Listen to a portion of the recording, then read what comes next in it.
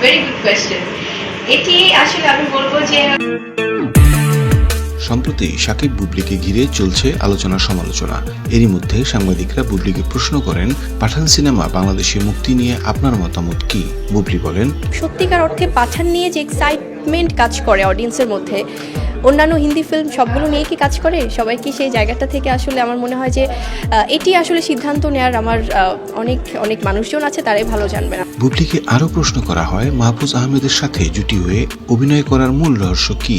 বুবলি জানালেন, but finally যখন decision নিয়েছি, কারণ আমি ব্যক্তি মানুষটাকে আমি জাজ করেছি, তো সেই জায়গা থেকে, কারণ একজন মেয়ে হিসেবে তো আমাদের অনেক প্রতিবন্ধকতার সম্মুখীন হতে হয়, তো যেই জায়গাটাতে আমি দেখি যে আমার সম্মান আছে, আমার সিকিউরিটি আছে, সেখানে আসলে আমার কাজ করা হয়। তো সেখান থেকে চয়নিকা আপুও যেমন ছিলেন এবং মাহফুজ ভাই সহশিল্পী হিসেবে এবং অনেক অনেক গুণী শিল্পীরা ছিলেন, তো সেই জায়গা থেকে কাজ করার সিদ্ধান্ত নেয়। অপরদিকে চয়নিকা চৌধুরীর কাছে জানতে চাওয়া হয়, পরিমণিকে রেখে আপনি কেন বুবলিকে পছন্দ করলেন?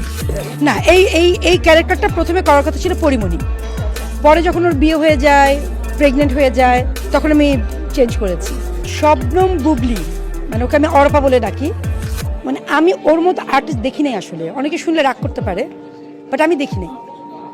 ও ভোর 3টায় ওঠে, 4টায় মেকআপ দেয়, 5টায় শর্টে যায়, ও ভিজে থাকে শীতের মধ্যে, কখনো বলে না শীত লাগছে চাদর এনে দাও।